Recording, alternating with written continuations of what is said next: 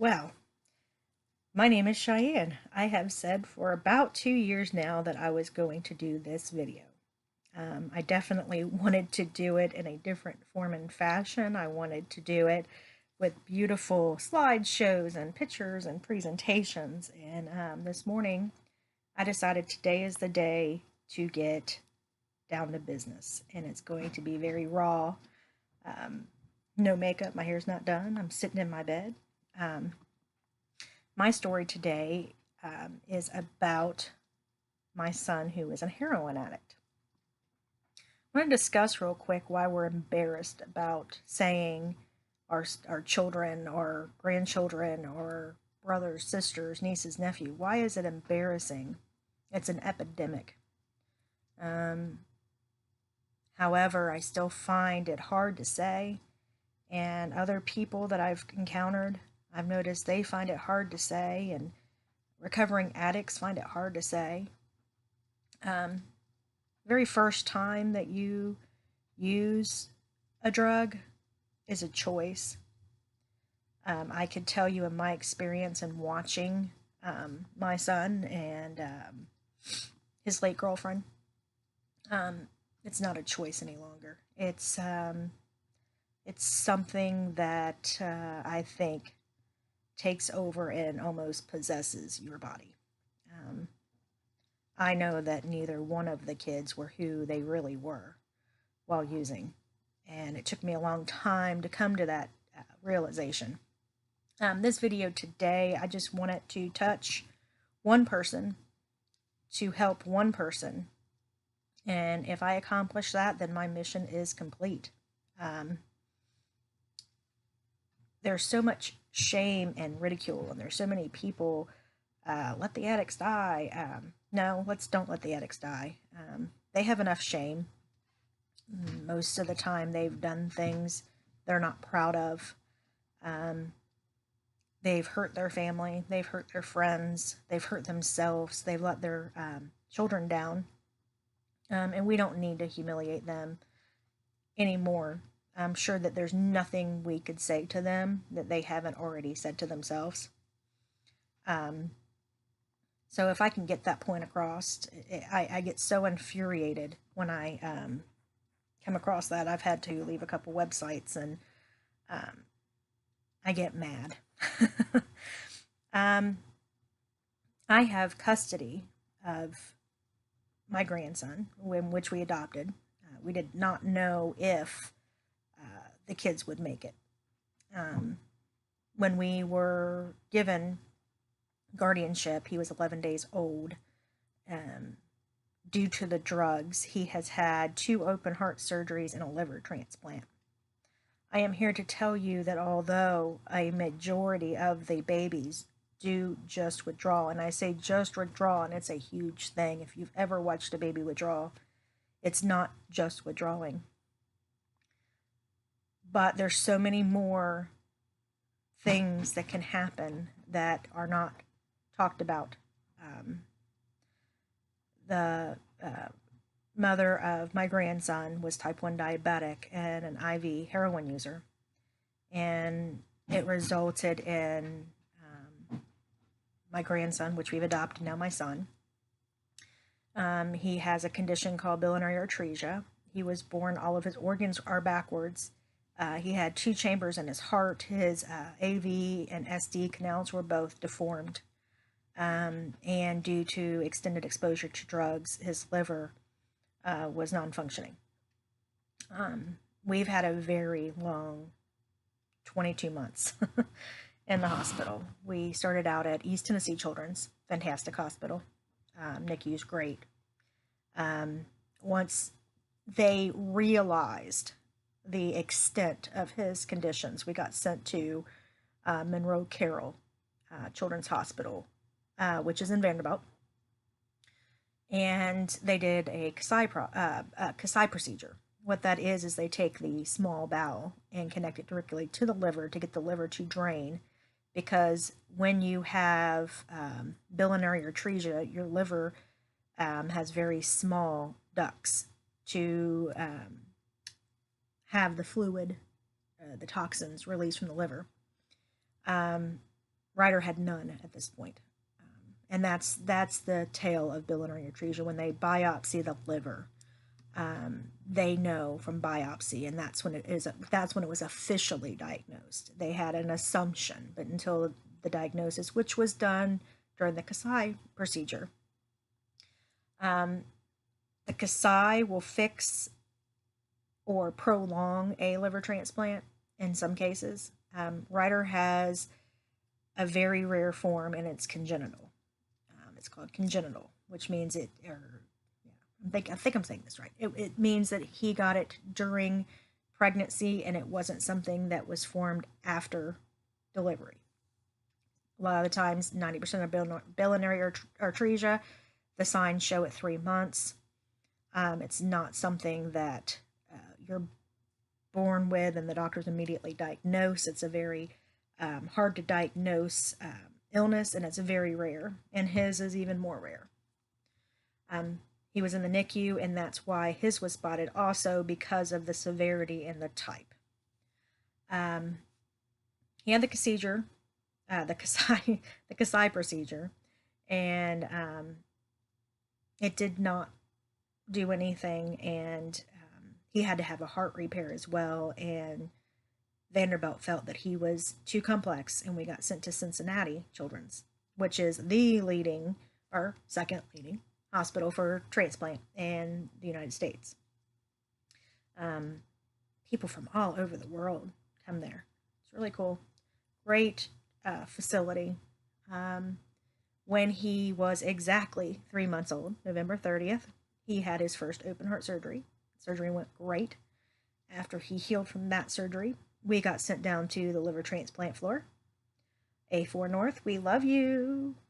And we stabilized and talked about everything that goes along with transplant, did our transplant evaluation. For those of you who do not know, it's not as simple as, oh, you need a liver? Okay, let's put you on a list. There's a huge procedure that goes along with it. Takes about 2 weeks to get through the evaluation.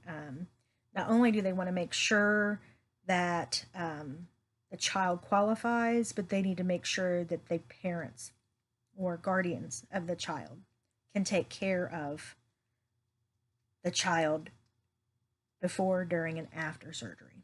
So there was psych evaluations that were done. It's an extensive process. On January 11th of 2017, he was officially placed on the transplant list, and on March 3rd, he was transplanted.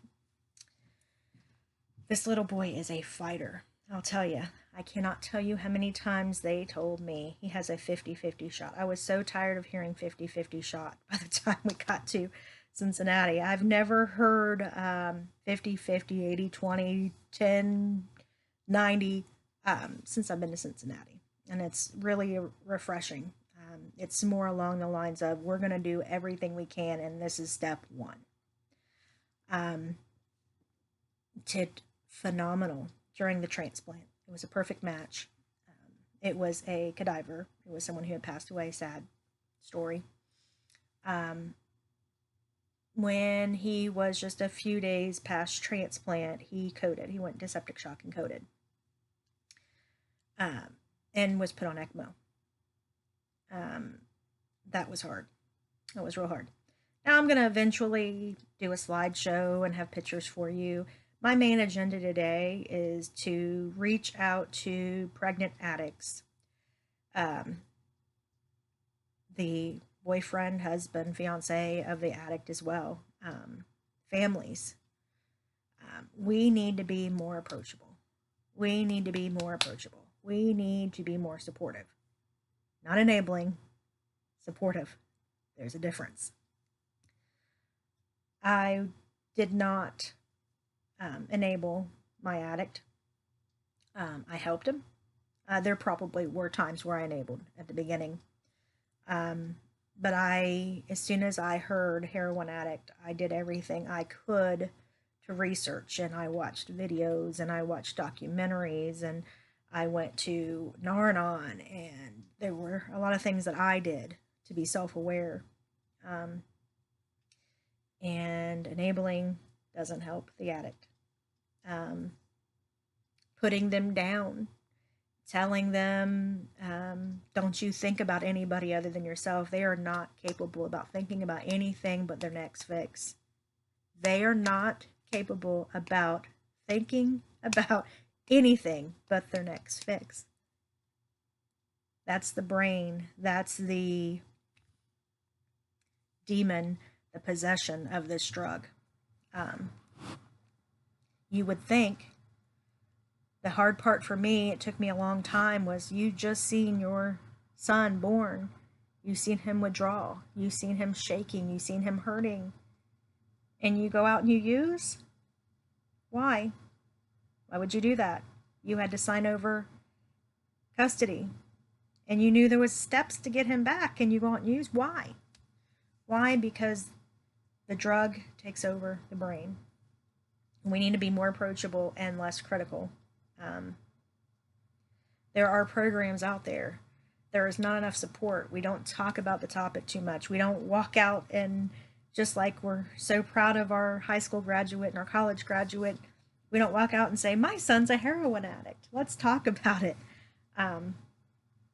There's some shame behind it. And as we, as parents, grandparents, aunts, uncles, cousins, feel shame, imagine what our addicted family member feels, our friends, addicted friends. This is a very hard topic. The one thing I want to say is there's always a program out there. You might have to dig. I found an excellent program for my son. Definitely couldn't have done it on the state programs that they offer. They're 30 days and they turn them out. And most of the people that are there are court ordered to be there and they don't want to be. I found a great program which I'd be willing to share with anybody who wants to email me. Cheyenne Dickinson at Outlook. It'll be on the tagline. We need to be. It's hard. It trust me. It took me a long time to get here. It is not easy to support our addicted family members. We've all been through a lot with them. We've been stolen from, lied to, manipulated. We're raising their kids. I can't tell you the amount of grandparents that I've met raising their kids, but I will tell you that for the moms out there that are pregnant and they're using, it's not going to be just withdrawal. There's a chance that your child, and I have met so many other families who their kids are going through heart problems. If they make it through the withdrawals because of the heart problems, get help. Don't be ashamed. Don't be afraid. Get help. I know it's hard and I know it's scary, and that drug is your everything. Get help. Get help for you. Get help for your child. This past Christmas, Ryder's birth mom OD'd and passed away. Her dad went downstairs to give her Christmas gifts, and he found her with the needle still in her arm. Christmas Day. That breaks me to this day.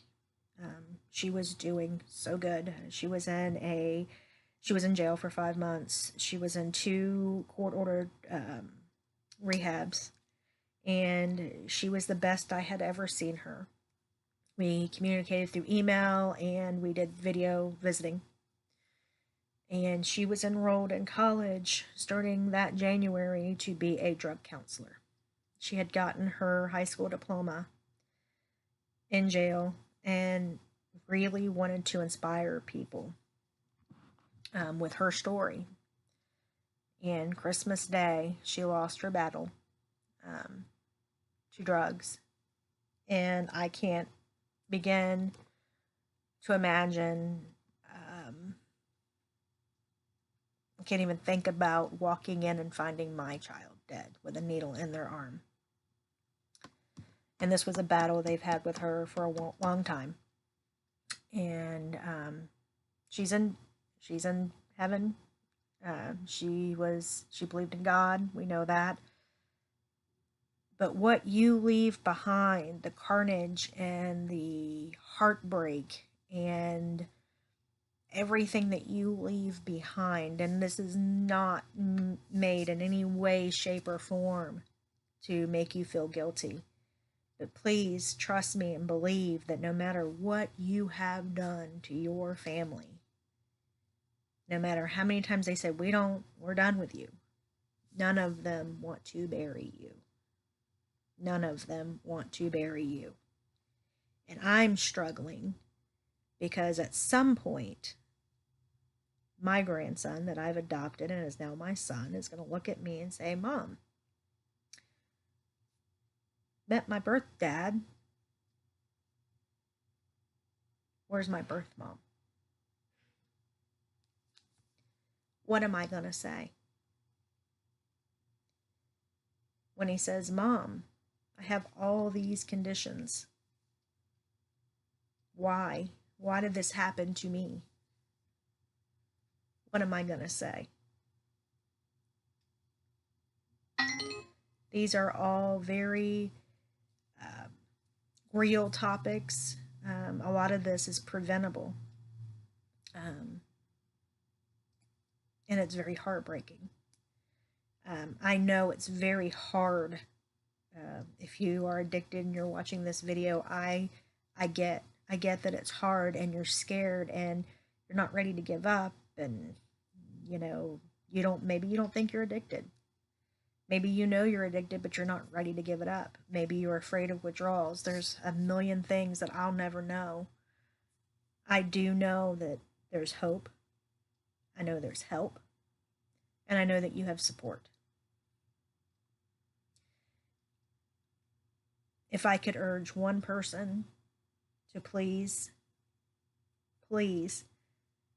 don't be a statistic. Put down the needle. Call for help. If I can urge one person to go to their family and say, I know that this isn't what you want to hear, but I'm an addict.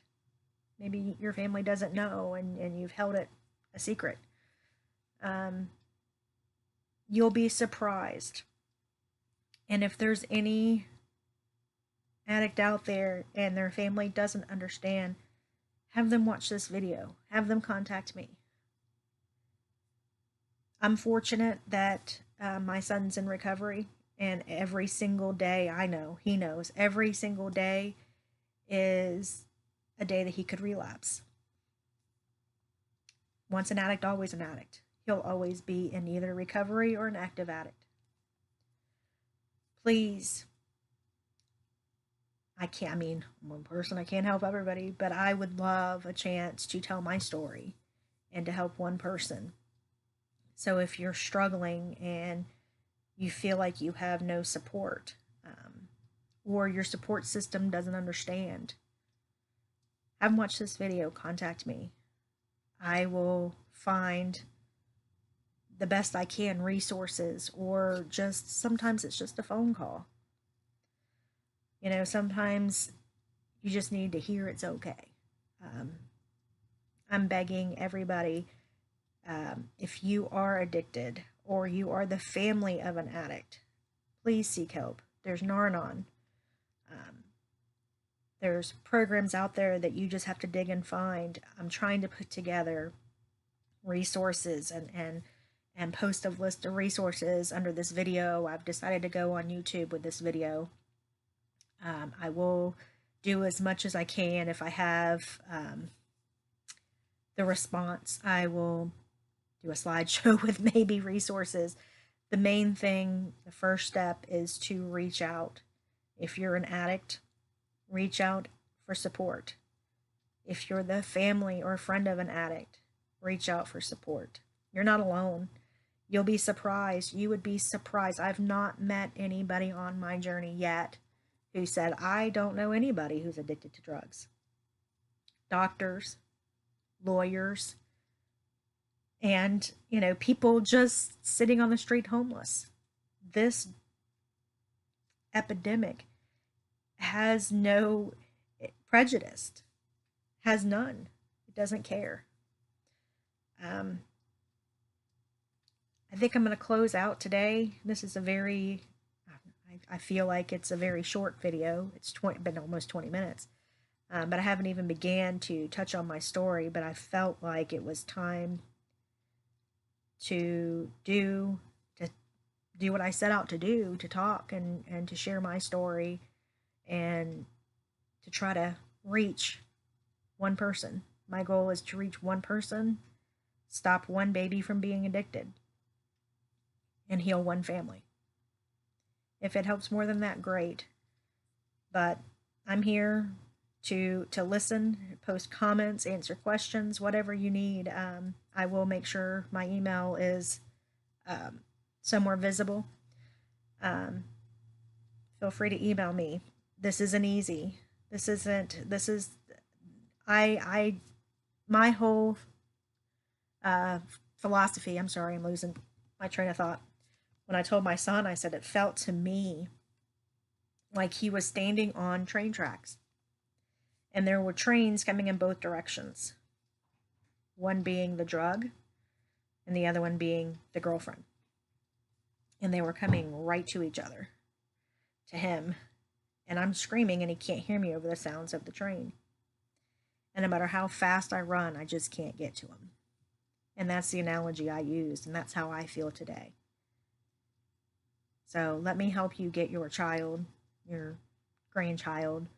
Let's reach these people. Let's work together as a community and get those kids off that train track. All right. Have a good day. Bye, guys.